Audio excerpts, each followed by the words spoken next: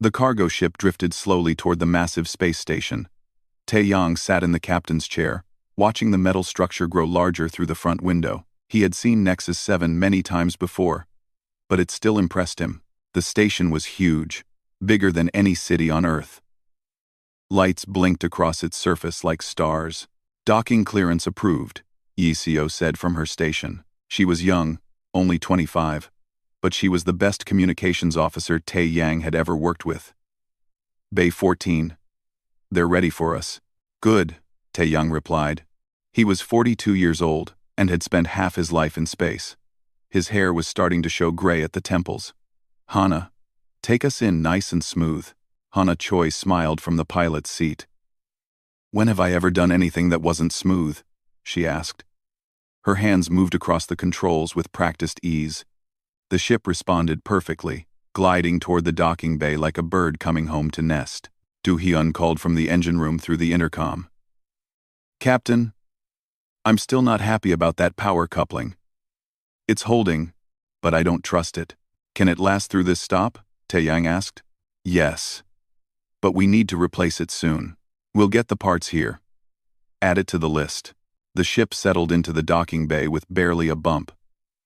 Hana turned and grinned. Smooth, she said. Taeyang stood and stretched. They had been in space for 3 weeks, carrying medical supplies from Earth to one of the outer colonies. Now they were at Nexus 7 for routine trade negotiations and to pick up their next cargo. He was looking forward to walking around, eating food he didn't have to prepare himself, and maybe finding a good book in one of the station's shops. Everyone gets 8 hours of station time, he announced. We meet back here before the reception tonight. And don't forget we're representing Earth. Be polite, be respectful, and don't start any fights, even if they start it first? Hana asked with a grin. Especially then, Taeyang said. We're still new here. We need to make good impressions. Humanity had only joined the galactic community 50 years ago. Compared to other species who had been traveling between stars for thousands of years, humans were like children. Most aliens saw them that way too. Taeyang had learned to accept it. Better to be underestimated than to make enemies. The reception that evening was held in one of the station's grand halls. The room was enormous, with ceilings so high they seemed to disappear into darkness. Hundreds of aliens from dozens of species mingled and talked. Some looked almost human. Others were so strange that Taeyang couldn't tell which end was the head. Taeyang wore his best uniform dark blue with Earth's flag on the shoulder. Hana stood beside him in her dress uniform. Yiseo and Do-hyun were there too, looking uncomfortable in formal clothes. I hate these things, Do-hyun muttered. He was a big man with rough hands and a face that looked like it had been in a few fights. He was much more comfortable covered in engine grease than wearing a tie. Just smile and nod, Taeyang advised. And try the food. Some of it is actually good. They moved through the crowd, making small talk with various aliens. Most were polite, if not particularly warm. Taeyang was used to it. Humans were newcomers, and newcomers had to earn their place. Then he saw Vraxthal. The Keltharian ambassador was impossible to miss. He was tall, nearly 7 feet, with scales that gleamed green and gold under the lights. His species looked like a cross between a lizard and a snake, but they walked on 2 legs and had 4 arms. The Keltharians were one of the oldest and most powerful species in the galaxy. They were also known for being arrogant. Vraxthal was talking to a group of diplomats from other species.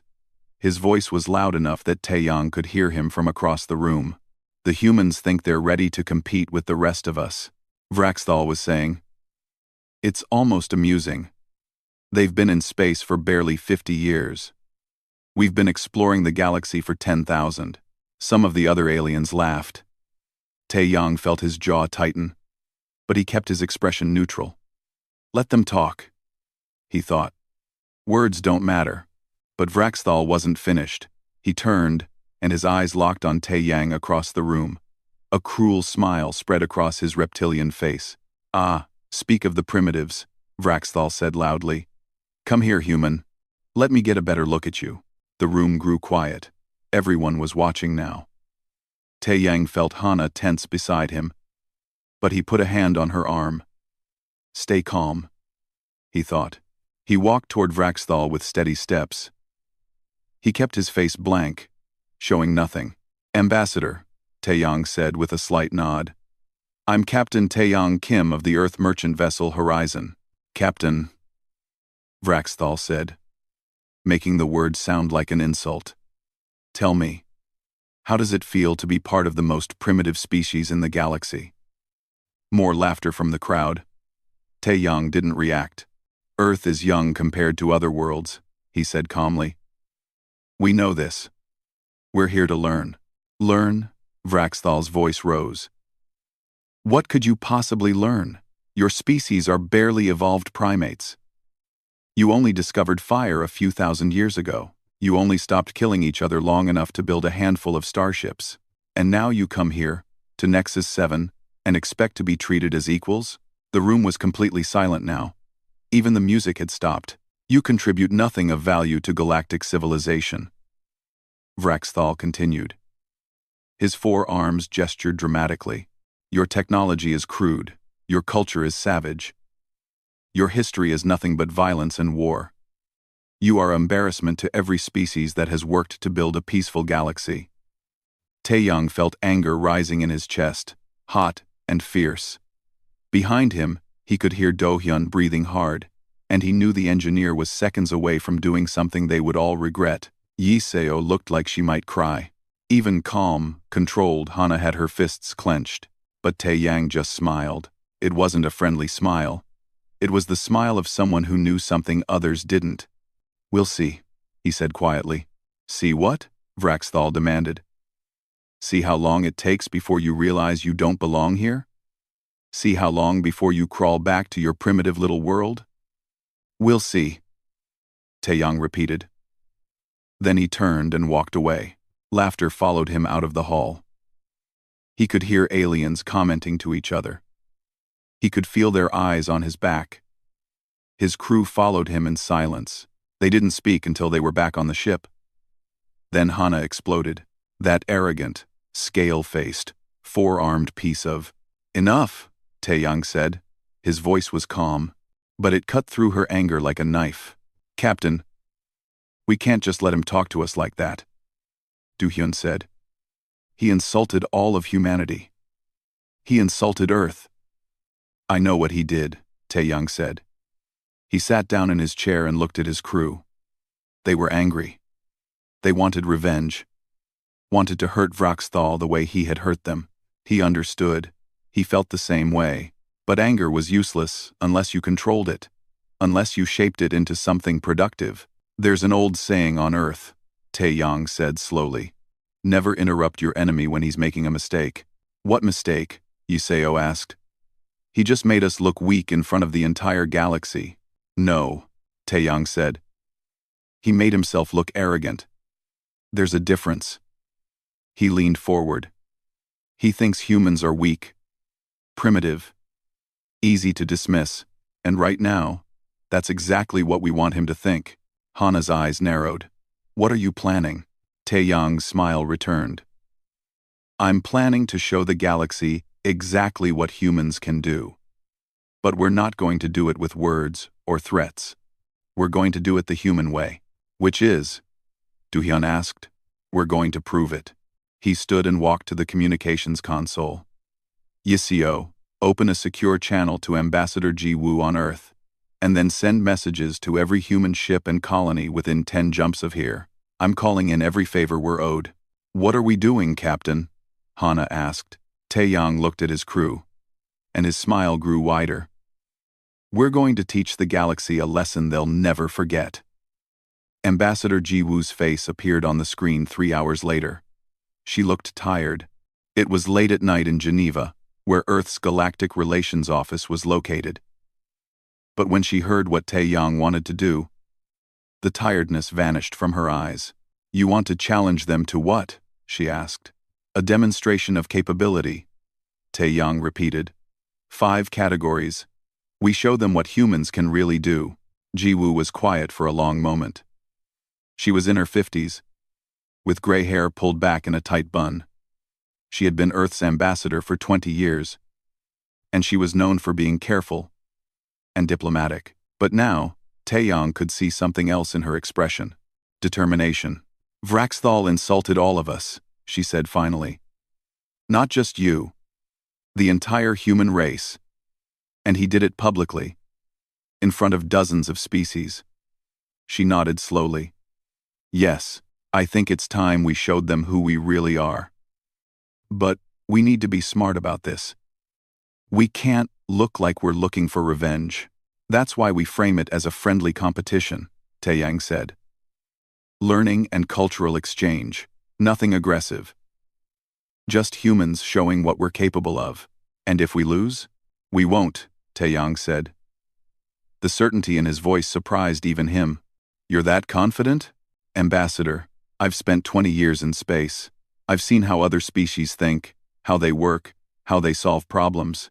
They're advanced, they're sophisticated, but they've never had to struggle the way we have. They don't understand what that does to a species." Jiwoo smiled. It was a small, knowing smile. "You sound like Yeonwoo. Have you talked to him yet?" Yeonwoo Bei was a legend in Earth's defense forces. He had been a tactical officer during humanity's first contact with hostile aliens 20 years ago. Nobody knew strategy better than him. "Not yet," Taeyong said, "but I was hoping you could arrange that. Consider it done. I'll coordinate with Earth. You focus on getting other humans in the sector involved. We'll need people for the demonstrations." Well, over the next 2 weeks, things moved quickly. Taeyang contacted every human ship, station, and colony he could reach. The response was immediate and overwhelming. Humans from all over the sector wanted to help. They wanted to show the galaxy what they could do. Sua Kang was one of the first to volunteer. She was a xenobiologist who had been studying alien species for years. She arrived at Nexus 7 on a research vessel, carrying boxes of data and research. "I've been waiting for something like this," she told Taeyang, when they met in the station's human quarter. Sua was thin and energetic, with eyes that seemed to see everything at once. "Do you know what I've learned in 15 years of studying aliens?" "What?" Taeyang asked. "They're soft," Sua said bluntly. "Not physically, necessarily, though many of them are, but evolutionarily soft. Most species in the galaxy evolved on worlds that were relatively gentle. Lower gravity, fewer predators, stable climates. They developed intelligence and technology slowly, peacefully, over millions of years." She pulled up a holographic display showing various alien homeworlds. "Earth is different. Our gravity is higher than 80% of known worlds. Our climate is unstable. We have more predators, more diseases, more natural disasters.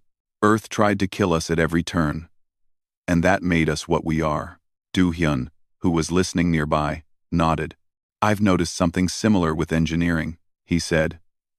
"Alien technology is sophisticated, but it's also rigid. Everything is standardized.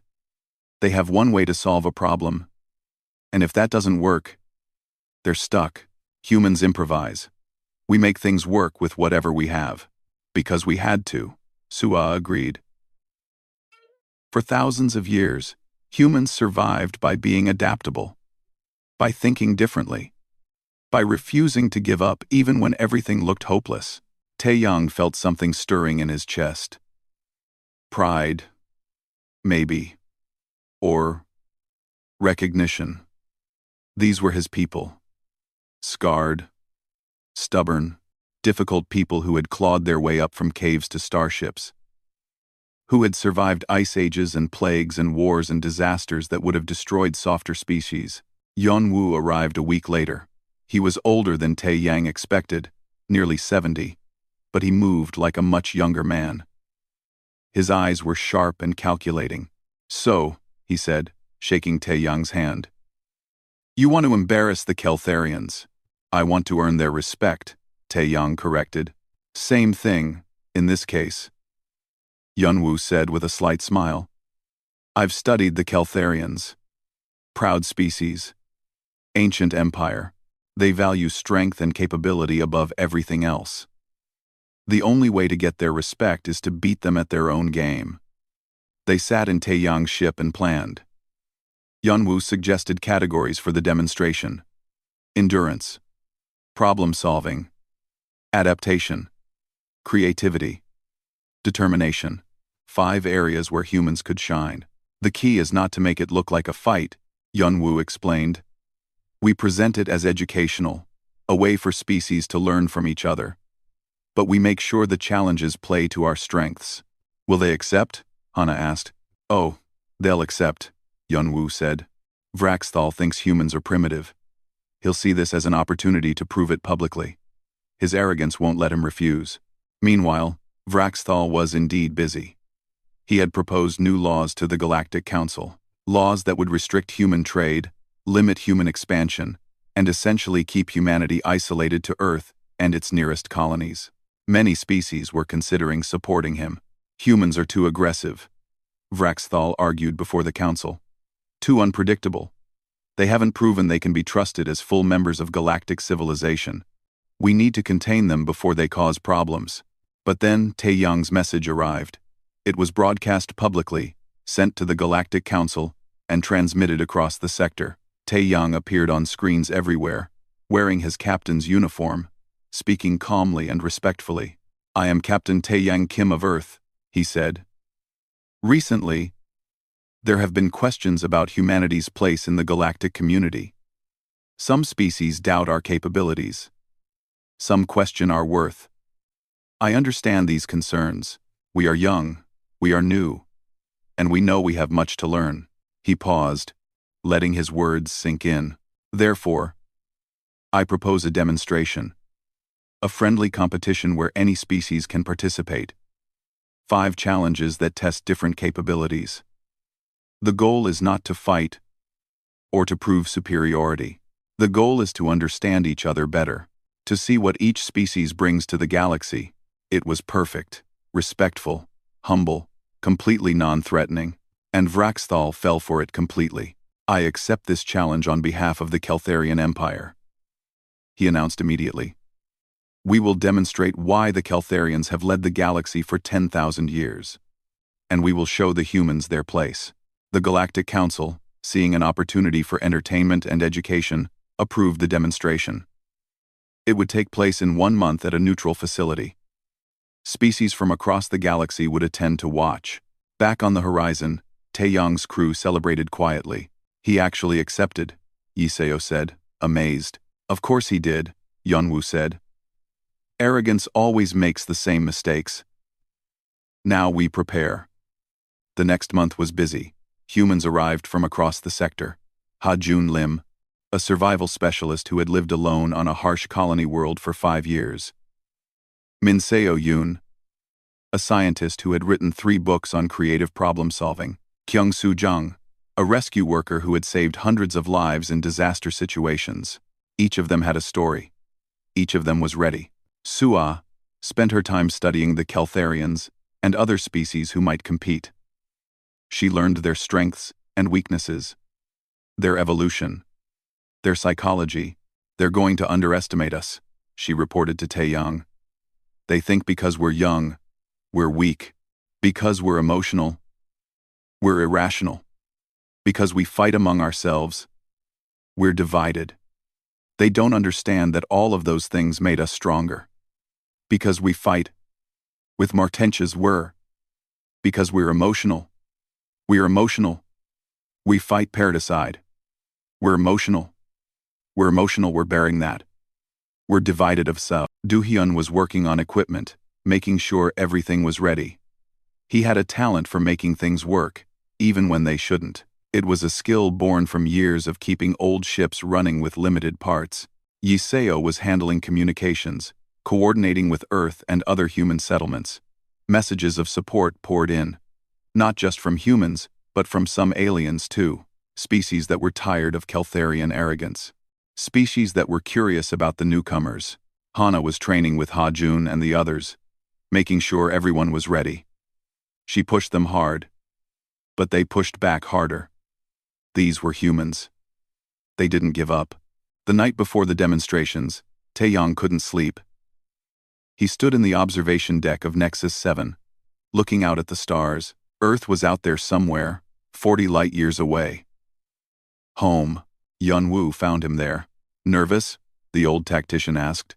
A little, Taeyang admitted. Good. Nerves keep you sharp. Yunwu stood beside him. Tomorrow, the galaxy is going to see something they've never seen before. They're going to see humans as we really are. And if that's not enough, it will be. Yunwu said with certainty. Because we're not just showing them our skills. We're showing them our spirit. And that's something no other species in this galaxy has. Not like we do. Taeyang nodded slowly. Tomorrow would change everything. The demonstration facility was enormous. It had been built specifically for this event, with viewing areas that could hold thousands of spectators. Ships from dozens of species orbited nearby. Everyone wanted to watch. Taeyang stood in the preparation area with his team. Hajun was stretching, getting ready for the endurance trial. Min Seo was reviewing notes for the creativity challenge. Kyungsu checked his equipment quietly. Do-hyun cracked his knuckles, a habit he had when he was nervous. Across the room, the Keltharian team was gathering. They were impressive. Each one had been chosen as the best of their species. Genetically enhanced. Trained, since childhood, they looked at the humans with barely concealed contempt. Vraxthal walked over, his forearms crossed. I hope you're ready to be humiliated, Captain. Taeyang just smiled. May the best team win. The first trial began an hour later. Endurance. 100 kilometers through varied terrain. Desert. Forest. Mountains. Water. The course had been designed to challenge every type of species. Hajun stood at the starting line next to the Keltharian champion, a massive warrior named Zexthor. The alien was 8 feet tall, with muscles that looked like they were carved from stone. He had undergone genetic modifications that made him stronger and faster than any natural being. This will be over quickly, Zexthor said, looking down at Hajun. Hajun was average height for a human, maybe 5'9". He was lean rather than muscular. He didn't look like much compared to the alien warrior. We'll see, Hajun said calmly. The signal sounded. Zexthor exploded forward like a missile. Other alien competitors did the same, using whatever advantages their species had. Speed. Strength. Special abilities. Hajun started jogging, just jogging, a steady, even pace. In the viewing area, aliens laughed. The human isn't even trying, someone said. But Taeyang wasn't worried. He knew what Hajun could do. The first 20 kilometers were through desert. The heat was intense. Over 50 degrees Celsius. Zexthor maintained his blistering pace. Other aliens started to slow down. The heat was affecting them. Hajun kept jogging, steady, even. His breathing was controlled. He wasn't trying to catch the leaders. He was just maintaining his pace. By 40 kilometers, the terrain changed to thick forest. Zexthor was still in the lead, but he had slowed considerably. The initial sprint had cost him. Other aliens were struggling too. Some had already dropped out. Hajun kept going. Same pace. Same rhythm. His body seemed to find a groove. A state where he could go forever. Humans evolved as persistence hunters. Su'a explained to the crowd watching. On Earth, our ancestors would chase prey for hours, sometimes days. We couldn't outrun them in a sprint, but we could outlast them. We could keep going long after they collapsed from exhaustion. At 60 kilometers, Zexthor stumbled. His enhanced muscles were failing him.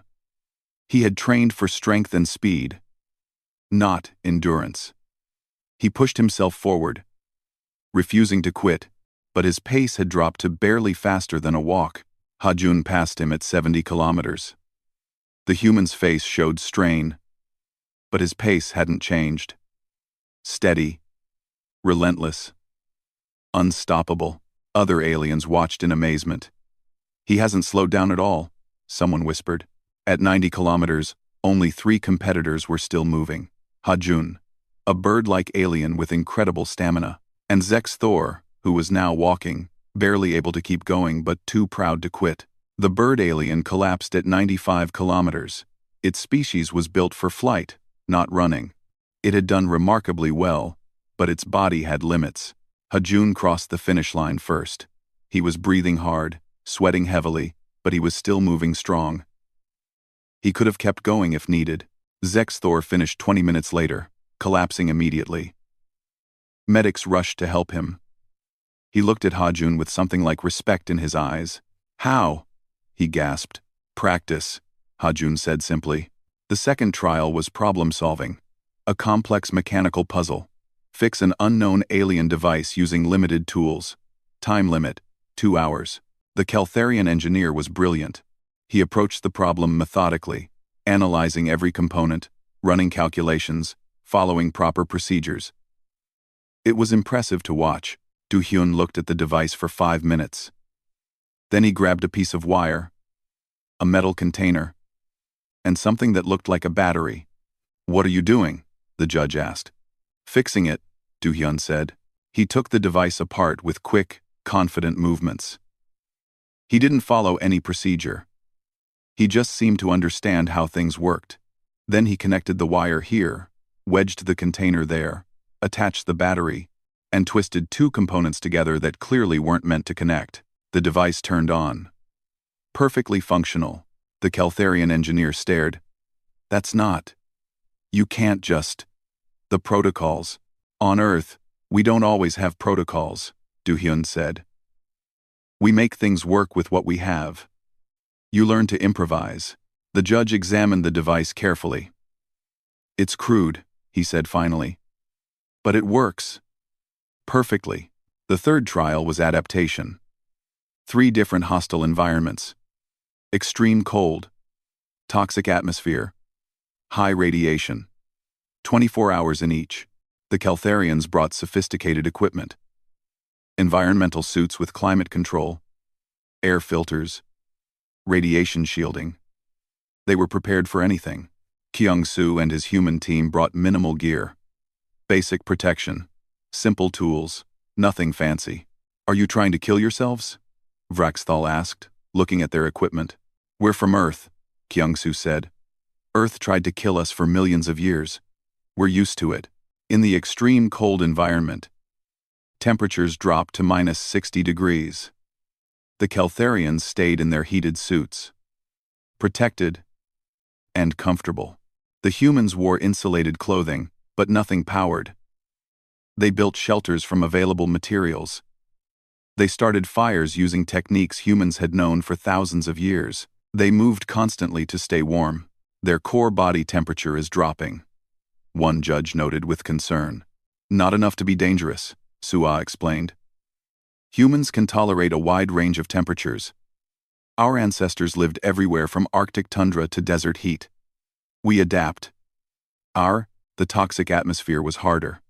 The air was full of chemicals that would kill most species in minutes.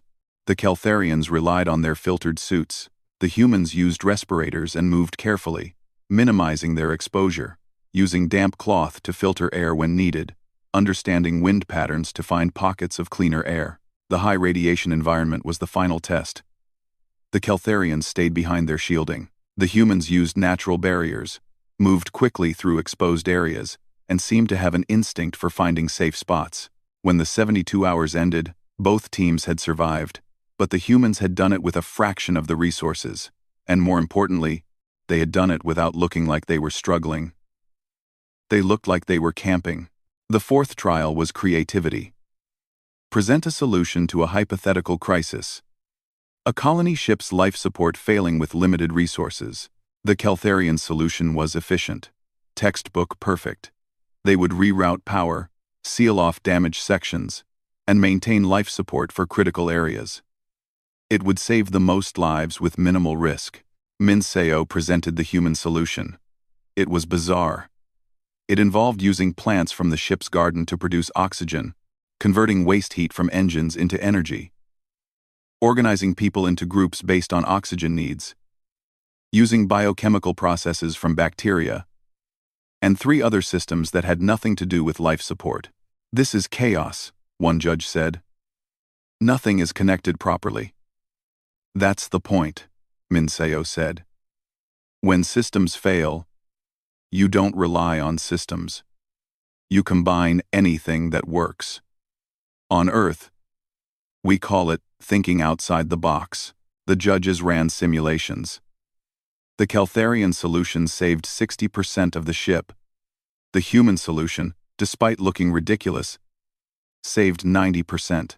It was messy, complicated, and completely unconventional. But it worked. How did you even think of this? The judge asked, amazed. Desperation, Minseo said honestly. Humans have faced extinction dozens of times. We learn to use everything. To combine things that shouldn't work together but somehow do. We learned that sometimes the best solution is the one nobody expects. The fifth and final trial was determination. A rescue simulation. Save lives in a deteriorating situation with mounting obstacles. The scenario was brutal. A mining facility collapsing. Fires. Toxic gas. Structural failures. Time running out. The safety protocols said to evacuate when risk levels reached critical. The Keltharians followed protocol. They saved everyone they could safely reach. When the risk levels hit critical, they evacuated. They saved 43 people out of 70. Then it was the human team's turn. Kyung-soo led them in. Same scenario. Same dangers. We're not leaving anyone behind, he said simply. The humans split up, each taking different sections. When the main path collapsed, they found another way. When fires blocked their route, they went through anyway, protecting themselves as best they could. When the structure started failing, they worked faster. The safety AI warned them repeatedly. Risk levels critical. Evacuate immediately. They ignored it. One human, a woman named Daun, got trapped when a ceiling collapsed. Instead of leaving her, 2 others dug her out, while the rest continued the rescue. They found ways around every obstacle. They adapted to every new danger. They refused to quit. When they finally emerged, they had saved 68 people out of 70. 2 had been dead before the simulation even started. The humans were injured, burned, bruised, exhausted. But they were smiling. Why didn't you evacuate when ordered? A judge asked. Because there were still people to save, Kyung-soo said, as if that explained everything. And for humans, it did. The final results were announced that evening. Humanity had won every single trial. Not by small margins. By significant ones. The viewing area was silent. Thousands of aliens stared at the scores in disbelief. Vraxthal stood frozen, his expression unreadable. His 4 arms hung limply at his sides. Tae-yang walked over to him. Thank you for the competition, he said politely. We learned a lot. Vraxthal looked at him for a long moment. When he spoke, his voice was quiet, almost confused. What are you? We're human, Tae-yang said simply. And we're done being underestimated.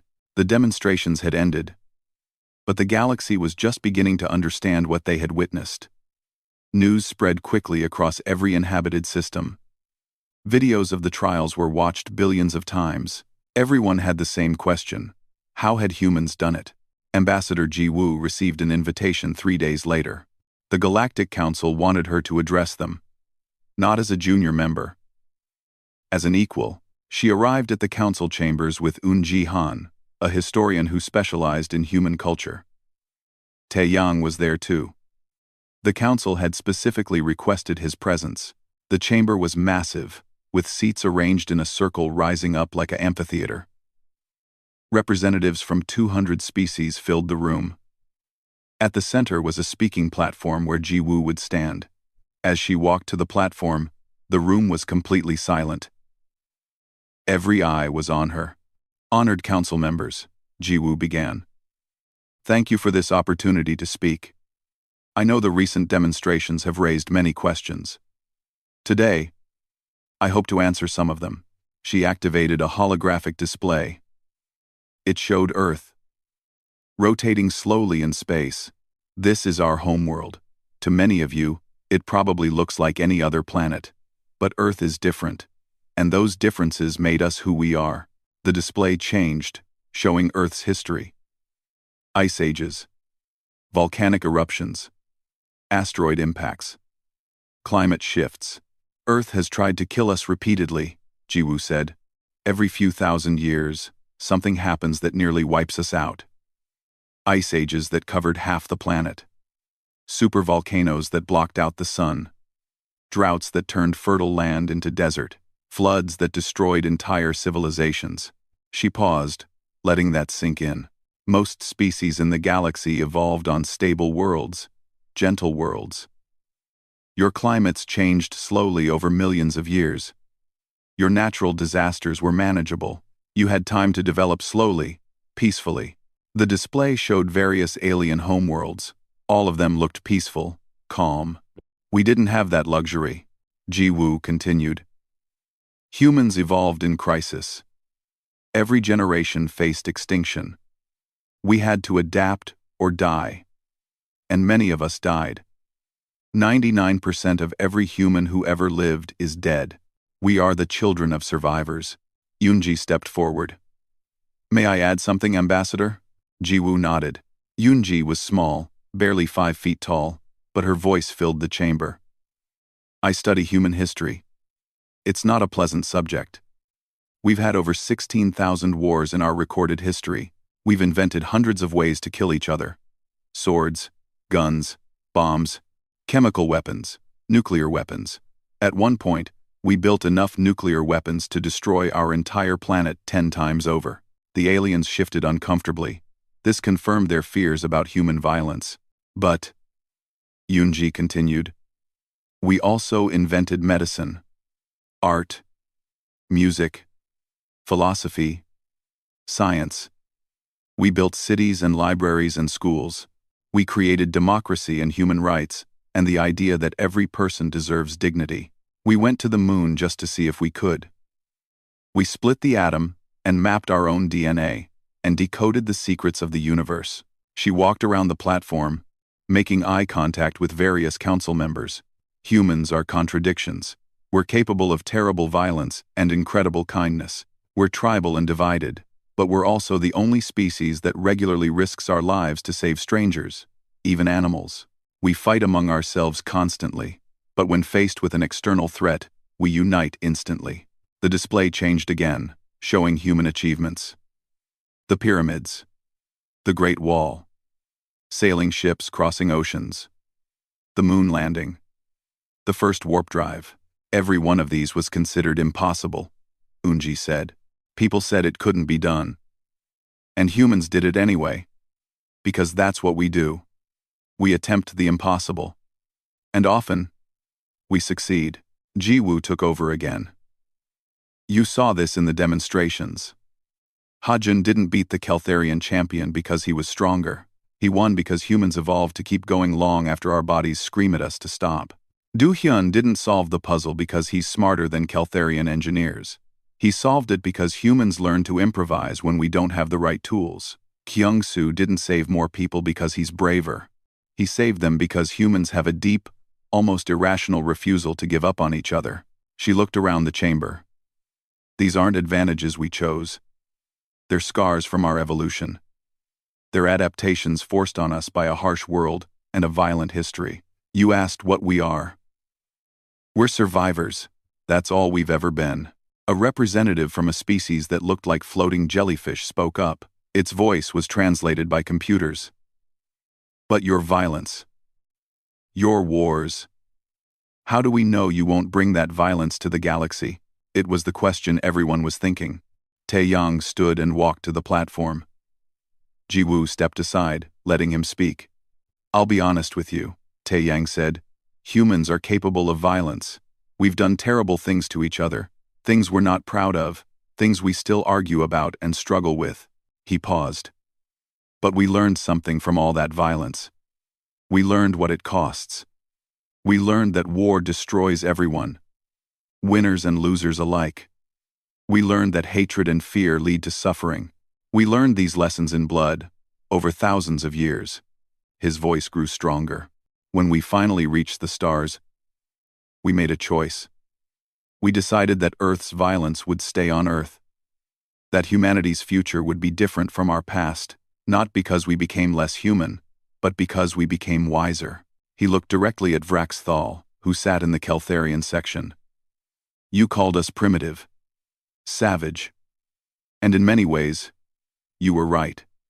We are rough around the edges. We're emotional and stubborn, and we don't always follow proper protocols. But we're also kind and creative, and we never give up on people. Those qualities come from the same place. They're all part of being human. Ara Moon, a diplomat who had been working with alien species for years, stood up. May I share something? No, Jiwoo nodded. Ara was young, only 30, but she had more experience with aliens than most humans.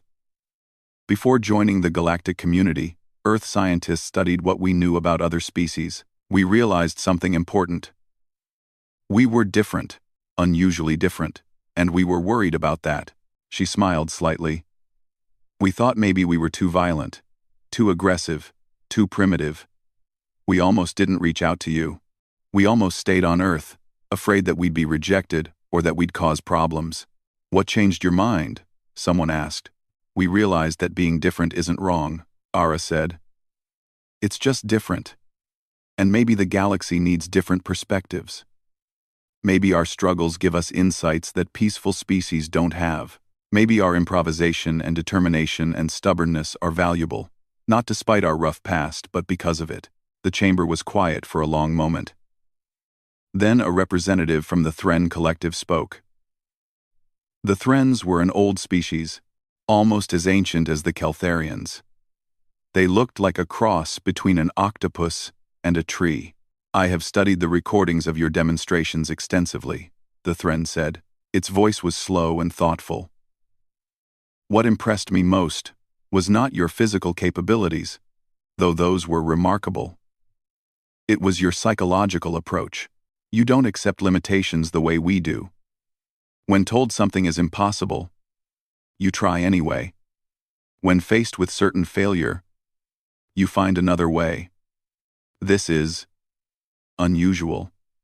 This one, unusual. This one, this one, this one, unusual. It's necessary, Jiwoo said. On Earth, accepting limits means death. So we learned not to accept them. Vraxthal finally stood. Every eye turned to him. He had been silent since the demonstrations ended. Now, his forearms spread wide in a gesture that translator computers indicated was humility. I owe humanity an apology, he said. His voice was heavy with emotion. I insulted you. I dismissed you. I called you primitive and worthless. I was wrong. He looked at Taeyang. I didn't understand. My species has been powerful for so long that we forgot what it means to struggle. We forgot that strength comes from adversity.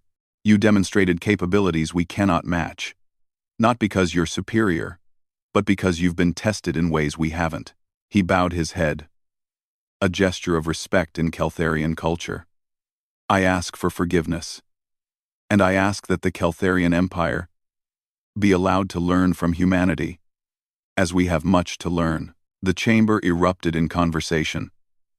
This was unprecedented. The Keltharians never apologized, never admitted weakness.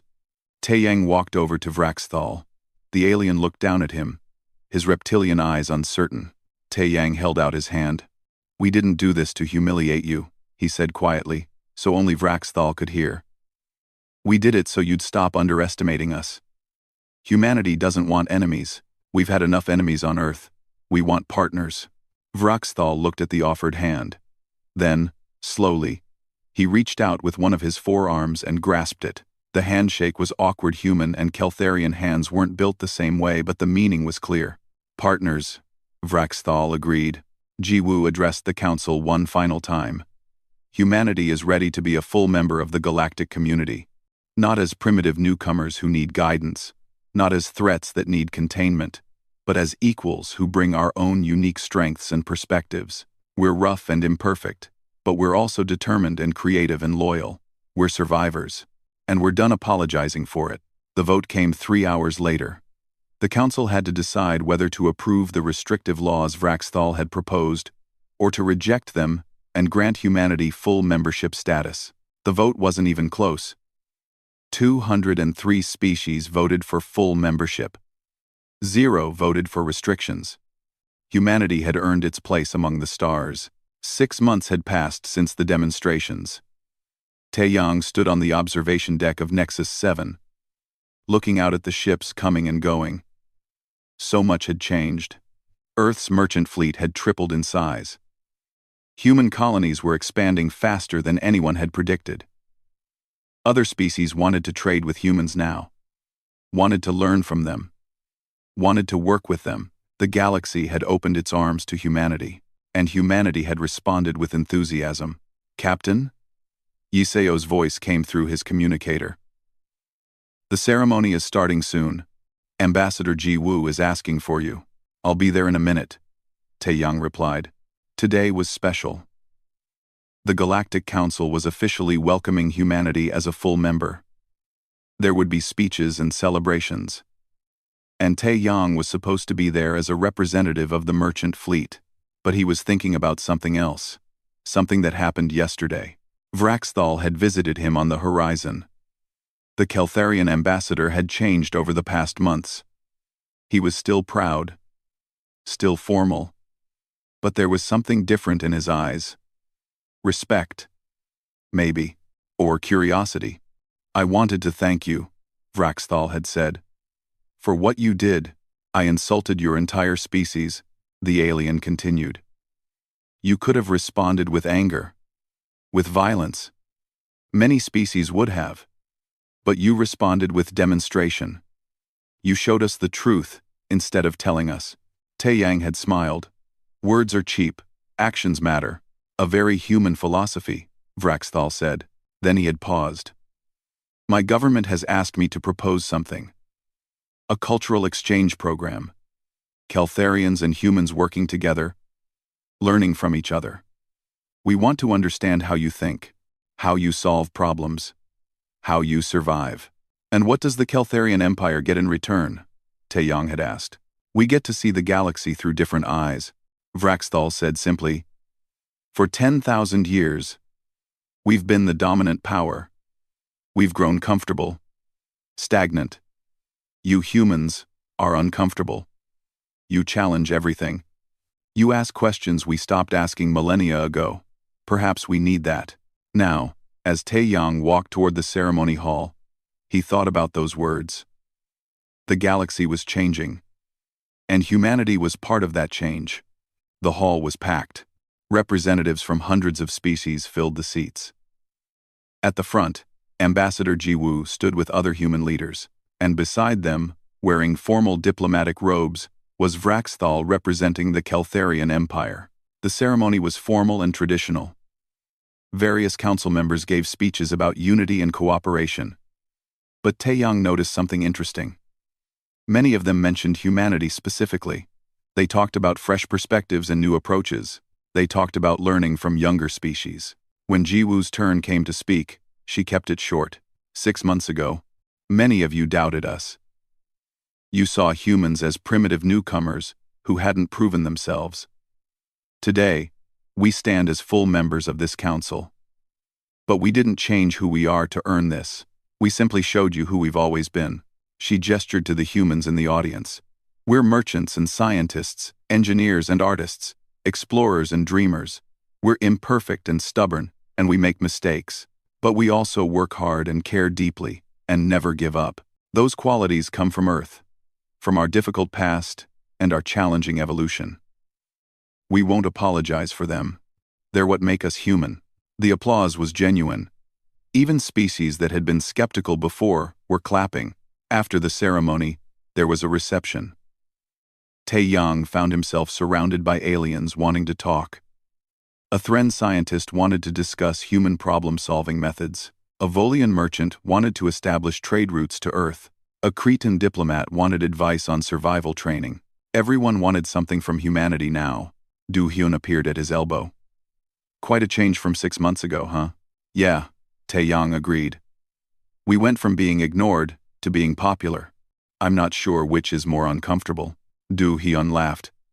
At least they're not insulting us anymore. Across the room, Hana was talking to a group of young aliens. She was demonstrating something on her datapad, probably explaining human navigation techniques. She had become an unofficial teacher, showing other species how humans approached problems. Yi Seo was nearby, translating and coordinating. She had gotten a job offer from the Galactic Council itself to work in their communications department. She hadn't accepted yet, but Tae-yang suspected she would. She was too talented to stay on a cargo ship forever. A young woman approached Tae-yang. She looked barely 20 years old, with bright eyes and an eager smile. Captain Kim? I'm Seo.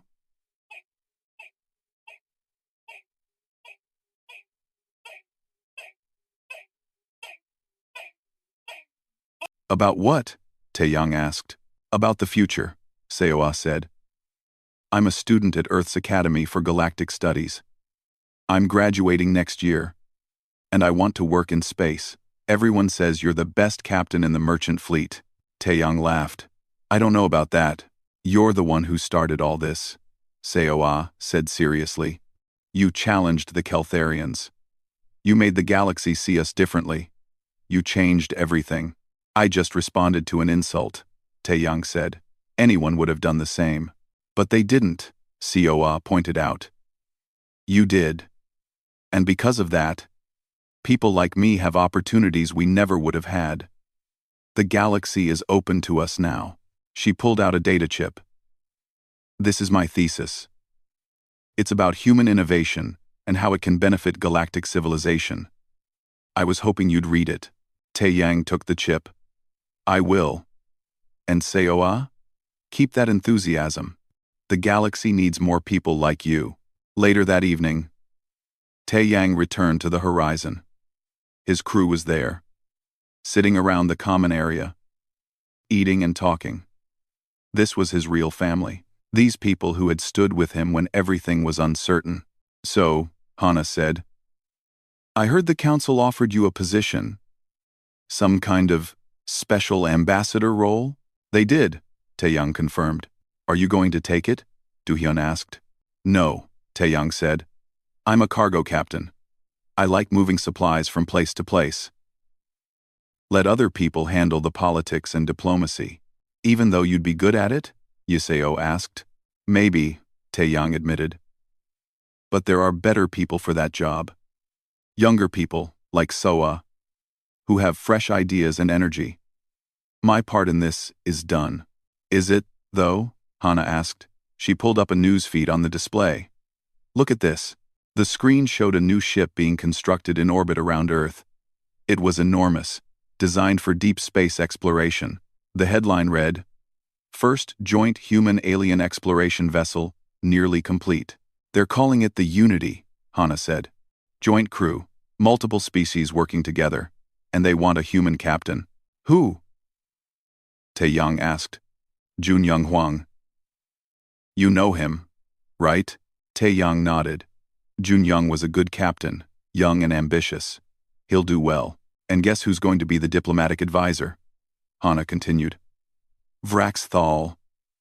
He volunteered. Said he wanted to learn from humans firsthand. Tae-yang smiled. 6 months ago, Vrax Thal had called humans worthless.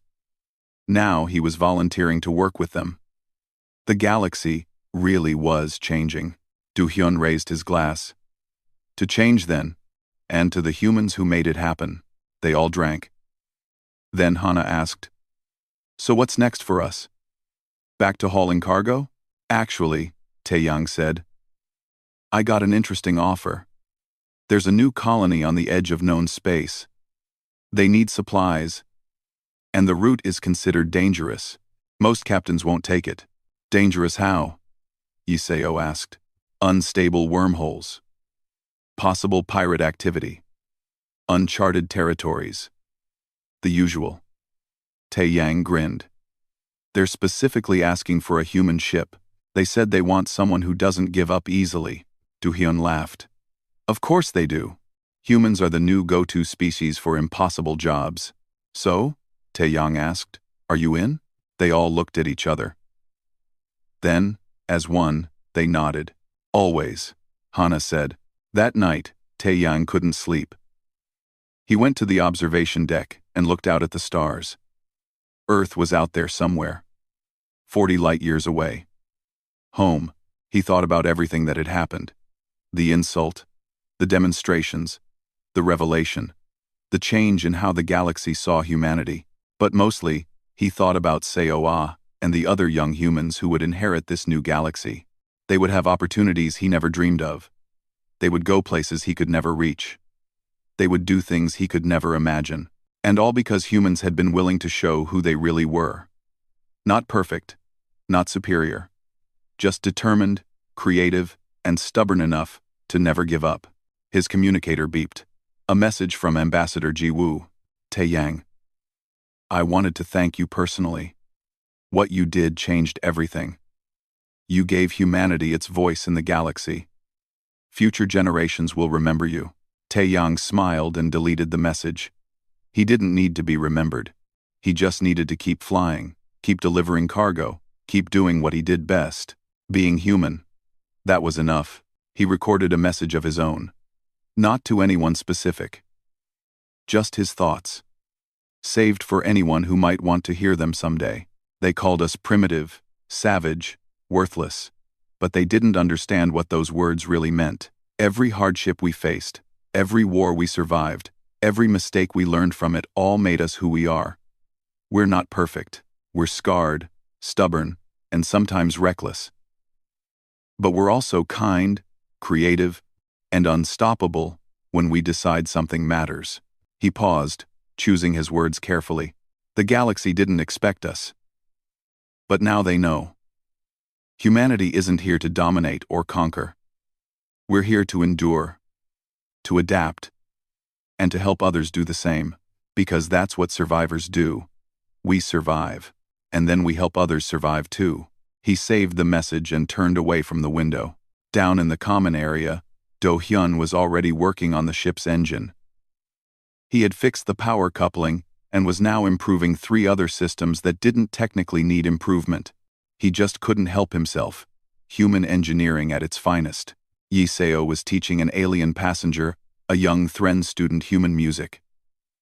The alien looked confused by the concept of rhythm. But Yi Seo was patient. Understanding would come. Hana was at the navigation console, charting their route to the dangerous colony. The official maps said the route was impassable. But Hana was finding ways around every obstacle. Humans had a talent for finding paths others couldn't see. Taeyang sat in his captain's chair and smiled. Status report, he said. Engines running better than ever, Do-hyun reported. Course is plotted, Hana said. It's going to be tricky, but we can do it. All communications channels are clear, Yi Seo added. We're ready whenever you are, Captain. Taeyang looked at his crew. His friends. His family. These were the people who had stood with him through everything. Who had helped change the galaxy just by being themselves. Then let's go, he said. Set course for the frontier. We've got deliveries to make, and a galaxy to surprise. The Horizon's engines hummed to life. The ship turned away from Nexus 7 and pointed toward the unknown. Toward danger and adventure and all the challenges the galaxy could throw at them. And the crew smiled, because they were human, and humans didn't run from challenges. They ran toward them. The galaxy would never be the same, and neither would humanity. But that was okay. Change was good. Change meant growth. Change meant the future was full of possibilities. And for the first time in their history, humans could face that future not as outsiders or newcomers, but as valued members of galactic civilization. They had earned it. Not through conquest or domination, but by simply showing the galaxy what humans could do when challenged. They had survived. They had endured. They had proven themselves. And now, they had the entire galaxy ahead of them. The horizon jumped to faster than light speed, leaving Nexus 7 behind. Ahead of them lay unknown space, impossible challenges, and adventures waiting to be found. but they were human. Impossible was just another word for not yet.